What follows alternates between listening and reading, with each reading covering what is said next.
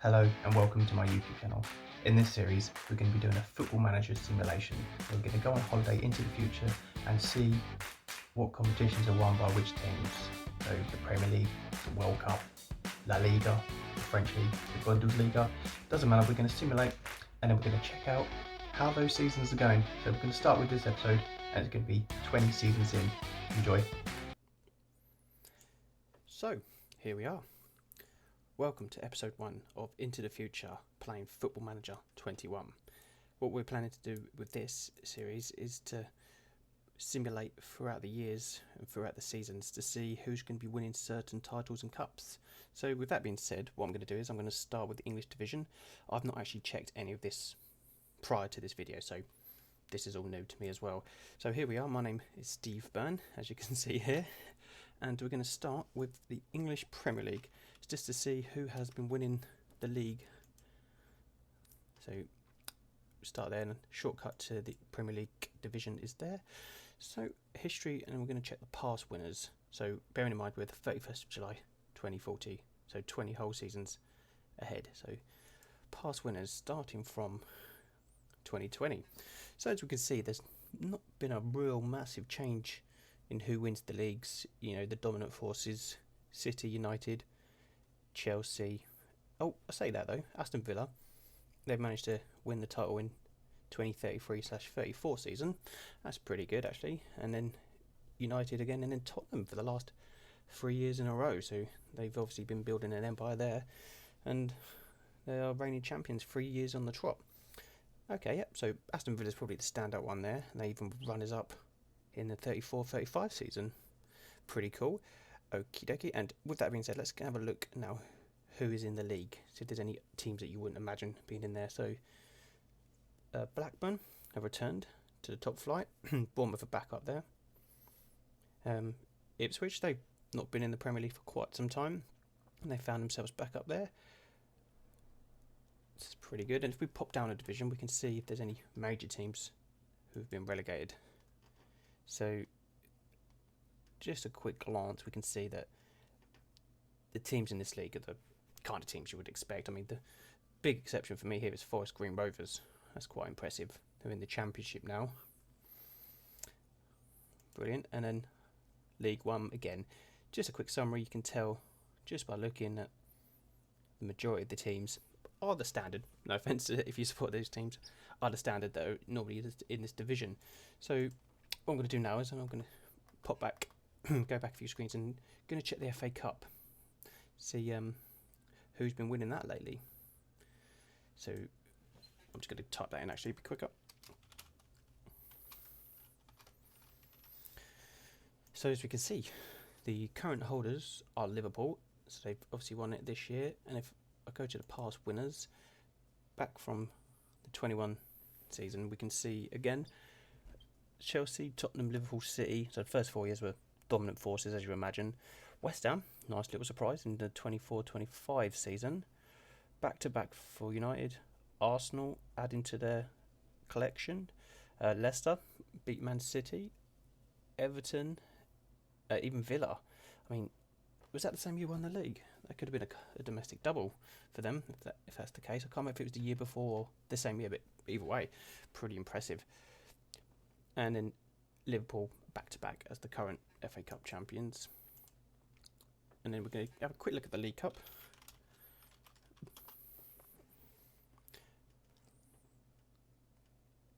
Although I think it's sponsored on here, so it might be is it Papa John's trophy? No, Papa John's Cup.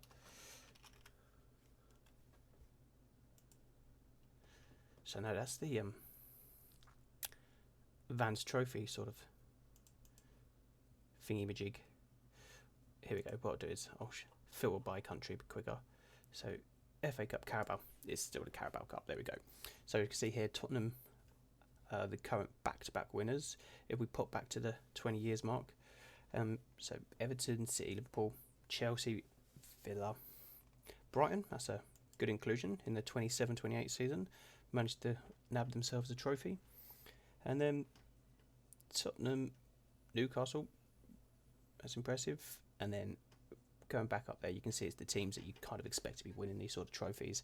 But what I'm going to do now is, while we're in England, I'm going to have a quick look at the national team to see what kind of players they've got and if they're all playing domestically. And you know, they're going to be regens. We're 20 years into the future, so you know, hardly any of these players are going to be real.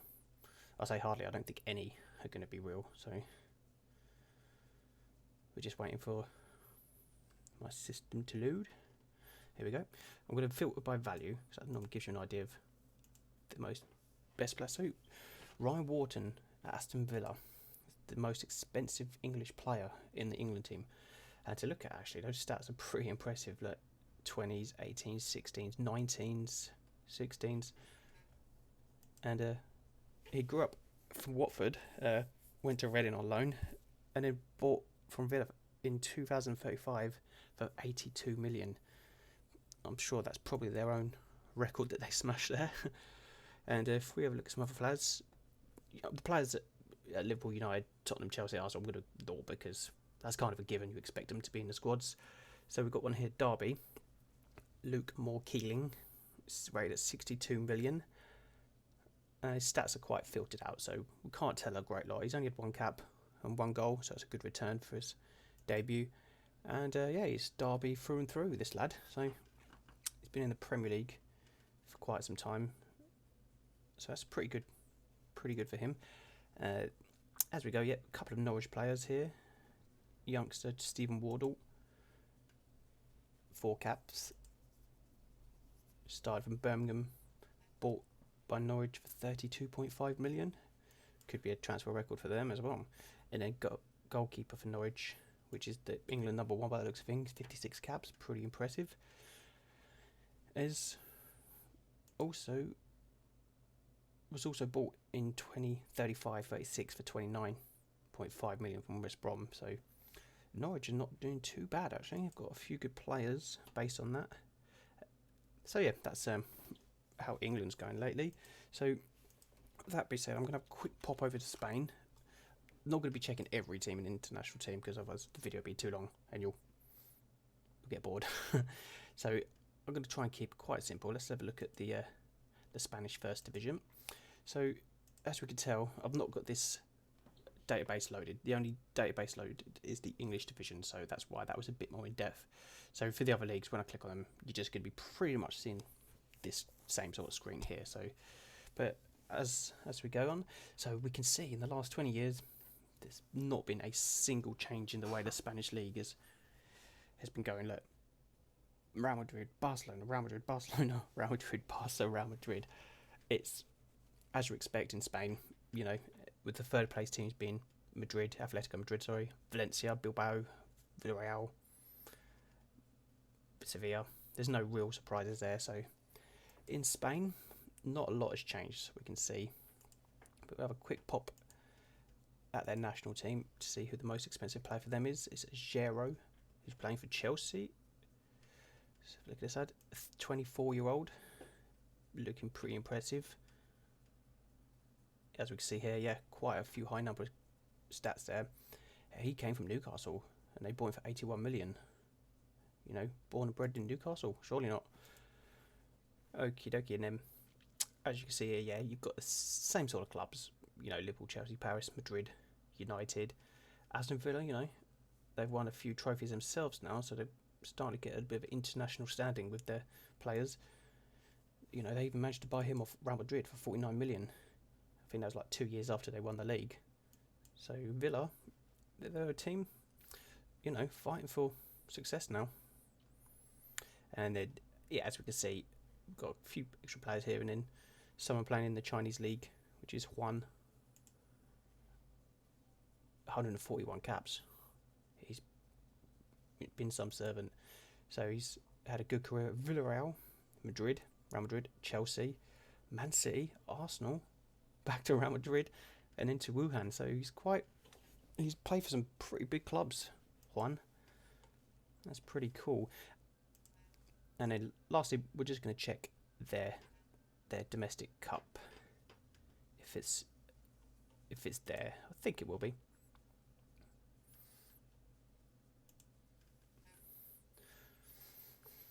unless I'm missing it, but I thought the reputation would have filtered that out to be right near the top, to be honest. Okay, well, we're not going to look into that because, like I said, it's not a league that's run. It's only England that's being run as on the database. So what we're going to do next, we're going to pop over to Italy, see how their clubs have been going. So let's go to the Serie A. As we can see here, so from the 2020 season, it's been pure dominance from Inter Milan, really, in the last 10 decade. So Zebra is Juventus, but they don't have the rights. That's why they called that on here. They had a spell with winning it 4 times in a row. Inter broke that duck, and then Lazio had a go in 29-30. And then since then, what's that look? 1, 2, 3, 4, 5, 6, 7, 8, 9, 10. Yeah, a decade's worth of trophies for Inter Milan. So with that being said, let's have a quick look at their squad. I'm going to filter by general info because it gives... I like to look at the player's value because I think that tells you a rough idea of how good the player is. Normally, I know there's more to it than that. You know, you've got your stats and whatnot. But look at the squad. Yeah, they've got, 57 million value player, 47, 57, 54, 34. Could kind of see why they're, consistently win the league. 31, 38, 26. It's no real surprise, really. But they're being managed by, James Milner. I mean, how long has he been there? So, he took charge with Coventry in 27. Then he went to Newcastle in the Championship. Yeah, and he just progressed onwards from there. He's been at Real Madrid, who's won the Champions League, Super Cup, Spanish Cup. See, the Spanish Cup is there, which I've missed, obviously, but we'll forget about that one for now. And then he became the Inter manager in 2014. So I think that's just recent. So he's got a challenge on his hands to see if he can continue the winning streak. 10 years in a row for the Serie A. I'm not going to lie. It's pretty impressive. So now I'm going to pop over to Germany. I'm going to guess that Bayern Munich is still running away with the Bundesliga. So for 2021, they've won it like 14 years in a row, with Dortmund pretty much being runners up every single time. That must be painful for them. But that pain ended in 2036-37. They finally won the league, with Bayern Munich finished second. Then Bayern were back on top for 2 years, and then Dortmund found themselves another trophy in the 39-40 season. I'm going to have a quick look at the Bayern Munich squad. I can imagine that's filled with superstars. So here we go. Yeah, look at the values of these players. You can just tell that they're obviously some of the best players in the game. 13 caps, 7 goals for Bizarre Emiri. Franco Hernandez, an Argentine. 37 caps, 13 goals.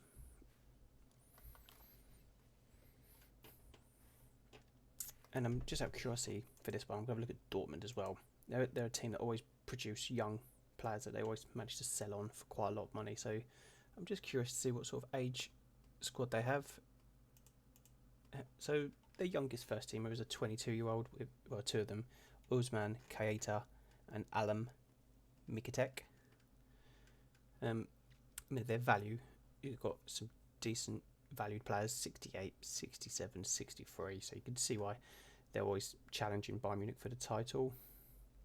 Diego Miranda is their highly rated player. Started his career in Penarol, moved to Arsenal for free, and then Arsenal made a hefty profit of 48.5 million. Very good. Brilliant. So with that's the German league done, I'm going to pop into the European Champions Cup. That's the one. I was thinking of Champions League, but because the sponsor rights, they don't actually have that as the name. So what we'll do here, see who's won the Champions League lately. So Inter won it, but in 21. 20 and 21. Then United, Munich, Madrid. Yeah, you can see a pattern. It's your same teams again. And wow, Aston Villa. I think that's that same season. So was that a treble they done? That's really impressive. That's really impressive. United, City, Madrid, Chelsea, Barcelona. Yep. So they're the kind of teams that you always expect to win the Champions League, with the exception of Aston Villa, which is brilliant. Who is their manager? Just out of curiosity, Eddie Howe. Wow. And he's been there since 39, so it wasn't him who won the leagues and that, but he was Bayern Munich manager as well. So 32, so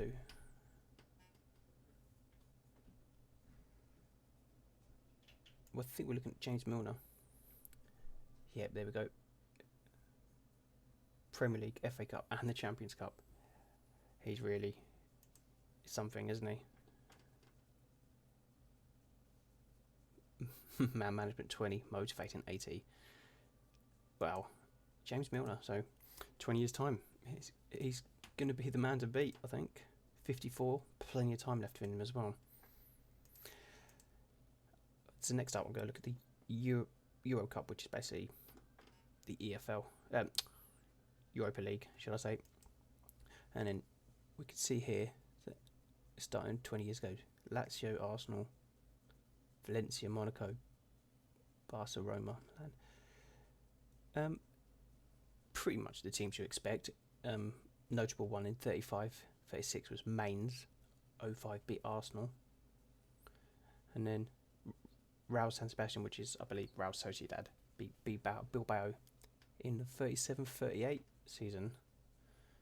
So pretty standard there, to be honest.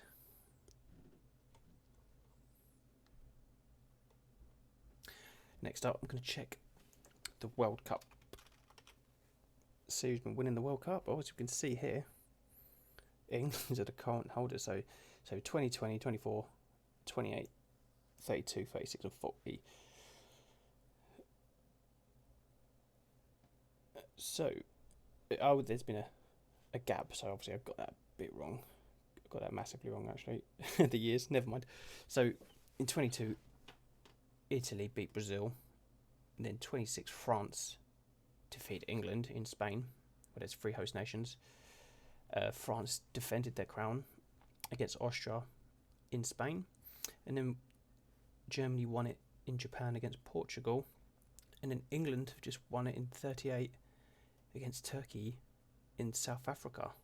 So England, last won it in 66, have won it again in 38.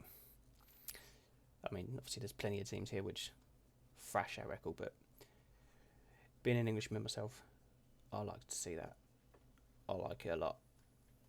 So now, with that one, we're going to go and check out the European Champions Cup, your football championship, that's the one. And the past winners, so the one was delayed obviously because of COVID. So Spain won against Portugal, and there was 12 host nations because it's been played all over Europe. Austria, that's a surprise, they beat Holland in Germany. Belgium, I can imagine that, they're quite a powerhouse these days, and that was 28, so they probably had a pretty good team. Beat Italy in Italy. France then beat Italy in England. And then Spain beat Denmark in Holland/Belgium. And then this year, which just done it this year, Italy beat France in Portugal. There we go, so that's quite, again, teams that you expect to be winning. So with those competitions done, what I'm going to do is now, I'm going to see if I'm able to view the most expensive player. So, just make sure there's no filters turned on.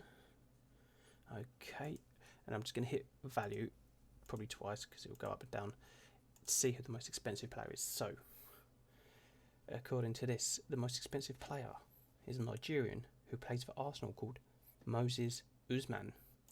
Let's have a look. Wow. Look at those stats. The graph, the numbers. It's insane. So, with that being said, let's have a look at a bit about his stats. He started off as a youth product at the Ajax Academy. And then Arsenal bought him in 35/36 season for 61 million. And he's now sitting at 94 million. So in 2040, the most expensive player in the world, shall I say, sorry, is Moses Usman, who plays for Arsenal. And the second one is a player that we did visit earlier, Ryan Wharton for Aston Villa. Followed by Nikolai Gron, who plays for Man City, who's a Dane. Let's have a quick look at him. So he's an attacking right midfielder again. Very strong stats. 20 agility. Determination 18. Very good player.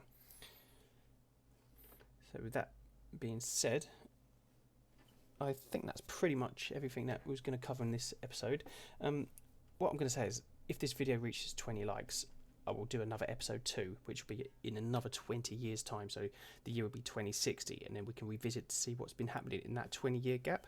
So yeah, if I hit 20 likes, I really appreciate that, and I'll do another video. And if there's anything that I've missed that you'd like to see in the next episode, please leave in the comments below. I can also add that into the next video. So without further ado, I'd like to thank you for watching, and hopefully see you in the next episode. Bye bye.